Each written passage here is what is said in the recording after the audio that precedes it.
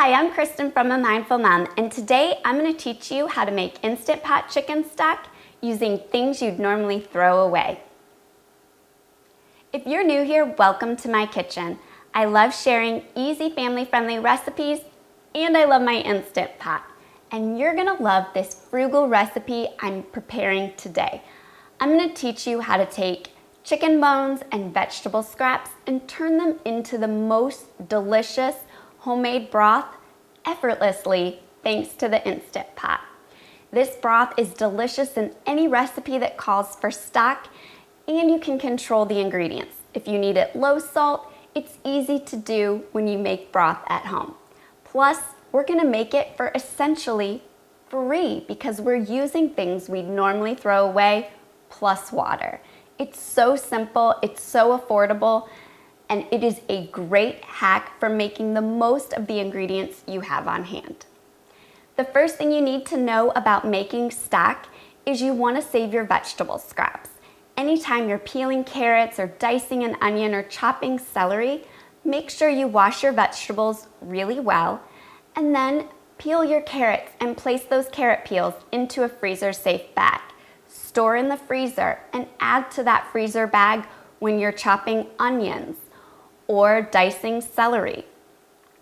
You can even add in garlic cloves and fresh herbs like parsley and thyme are great additions to stock. Add those to your freezer-safe bag as you accumulate your scraps. And then when you have chicken bones or even turkey bones, you're ready to make homemade stock.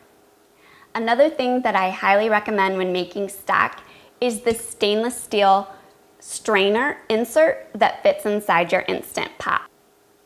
This strainer is totally optional, however, it does make making stock in your Instant Pot a little bit easier.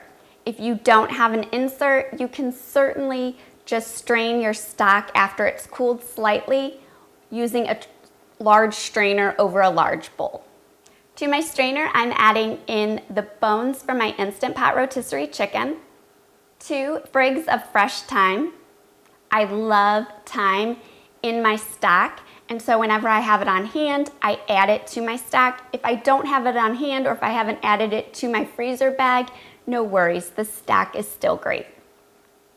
And then I'm going to add in 2 to 3 cups of my frozen vegetable scraps.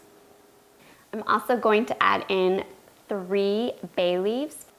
To my stock, I'm adding in about 1/2 tablespoon of kosher salt. Again, you can cut the salt back or you can omit the salt completely depending on your dietary needs. I'm adding in 1/2 tablespoon of whole peppercorns. If you don't have peppercorns, you can omit them. Again, it's just something I add because I like the flavor it gives to my stock. You can also use 1 teaspoon of ground pepper. And then I'm going to pour in about 10 cups of cold water right over my chicken bones and my vegetable scraps. Don't worry if your chicken bones and vegetable scraps are not fully covered with the water. We want to make sure that we don't fill our Instant Pot more than 2/3 of the way full. And then you're going to place your lid on your Instant Pot. Make sure your vent knob is pointed towards sealed, not venting. And for cook time, I'm going to set it for 45 minutes on high pressure. If you want bone broth, you want to set it for 120 minutes on high pressure. To set cook time, hit manual or pressure cook, and then use the plus or minus buttons to adjust until it reads 45.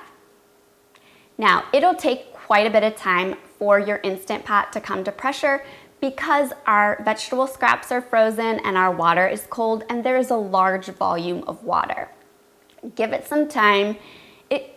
10 to 20 minutes is the time that it'll take to come to pressure depending on your model, depending on how cold your water is, and then cook time will begin. Once cook time has elapsed, let pressure release naturally. That's really, really, really important.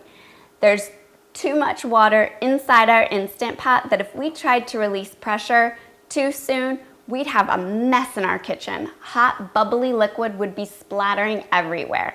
So this is one time, it's gonna take a while, up to 20 to 30 minutes for pressure to release naturally, but you need to do that. And once pressure has been released naturally, open your lid. It smells really good in here. And then because I use the strainer, I can just pull out my strainer.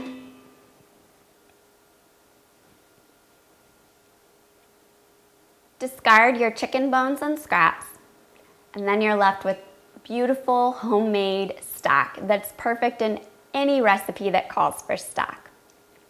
You want to let your stock cool slightly and then transfer into containers. You can ladle into glass jars, or if you're planning on storing in the freezer, you can ladle into freezer-safe containers. Once your stock has been portioned out into separate containers, pop it into the fridge to cool fully. Once it's cooled, you may notice that there's a layer of fat that's formed on the top of your stock. Simply take a spoon and skim that off and discard. Then you can store your stock in the fridge for 5 to 7 days or in the freezer for up to 3 months. I hope you guys enjoyed this recipe and my money-saving tips, and be sure to visit amindfulmom.com for more Instant Pot recipes.